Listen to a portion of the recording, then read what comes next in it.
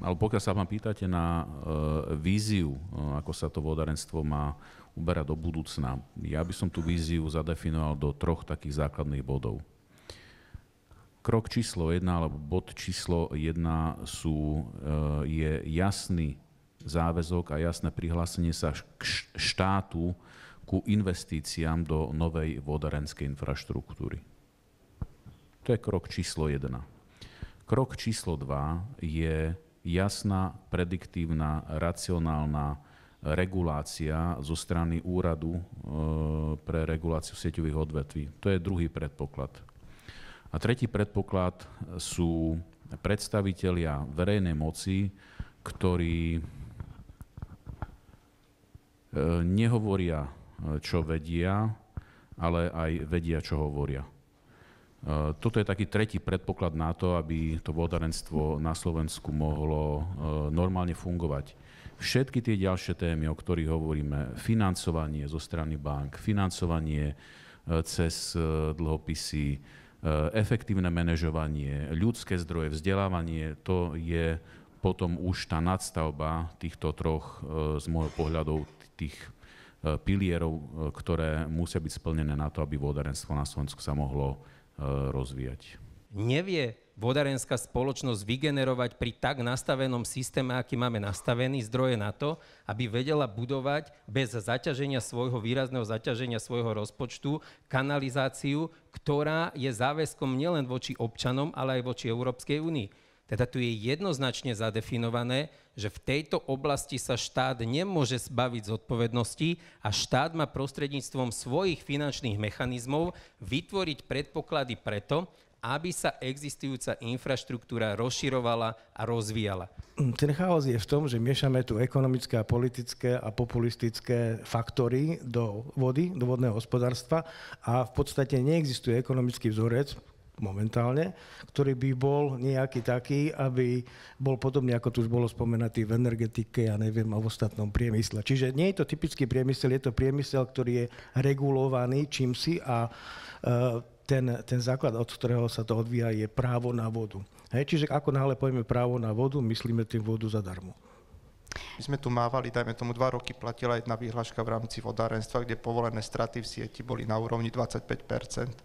Od 1,125 budú povolené straty v sieti 20% napríklad. To znamená, že znova tá infraštruktúra, ktorá je zanedbaná na Slovensku a ten dlh bol vyčíslený pánom Andraším, znova to bude niečo, čo bude na úkor vytvoreného zisku vodárne a bude to musieť byť vlastne krížovo financované cez tie zisky, ktoré teraz idem tvoriť a tie by som si mal práve že odkladať na vytváranie novej infraštruktúry a opravy tej starej.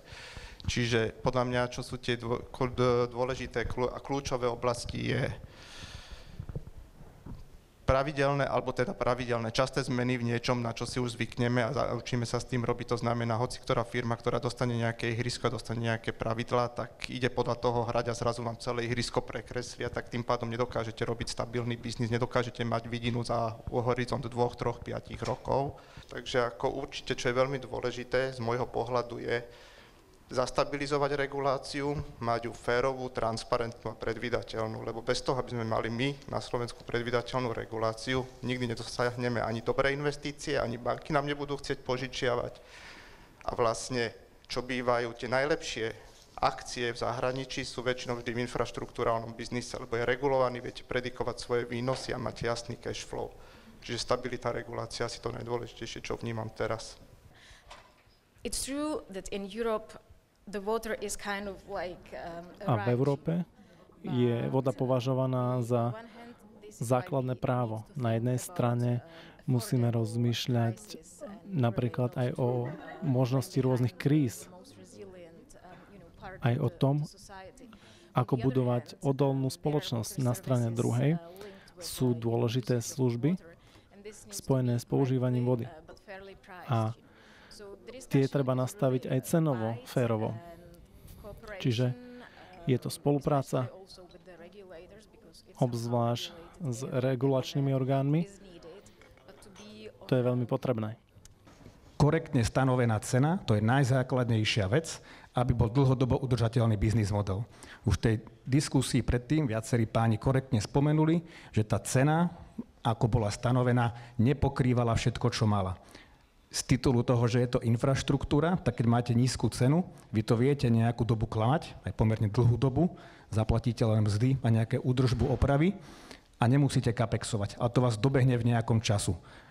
To znamená, že banky sú a budú pripravené, ak budú sedieť čísla a ak bude korektne stanovený, aká bude cena za to vodné stočné, nejaký jasný mechanizmus, a ktorý kryje skutočne všetky náklady a kapexové potreby. Keď toto bude splnené, tak samozrejme, že banky alebo aj hociaký investor cez dlhopisy bude veľmi rád financovať a už to robíme, lebo toto už funguje v iných odvetviach, takýchto regulovaných, ktoré má pod palcom URSO, typická je energetika. Že tam takýto mechanizmus funguje neviem presne koľko rokov, ale už pomerne dlho. Takže to riešenie tu je, všetci ho poznajú, treba ho len korektne implementovať. Kľúčom je jednoducho nazdrojovanie investície do strany štátu, teda investície do infraštruktúry zo strany štátu. Všetky tie ďalšie témy, o ktorých hovoríme, financovanie cudzích zdrojov, bankových, dlhopisy a tak ďalej, to len potvrdzuje to, že vodárenské spoločnosti sú klasické súkromné akciové spoločnosti, ktoré sa musia správať trhovo, ktoré musia dosahovať obvyklé ekonomické ukazovatele, aby boli financované z cudzích zdrojov. Banku ani investovať do dlhopisu nezaujíma, že vodárne tu robia službu vo verejnom záujme a že plnia nejaké sociálne úlohy. Jednoducho banka ani žiadny investor nebudú tento sektor financovať, pokiaľ nebudú vytvorené regulačné rámce na to, aby vodárenské spoločnosti fungovali ako štandardné podnikateľské subjekty, kde jedným z imanentných znakov podnikania je dosávanie zisku.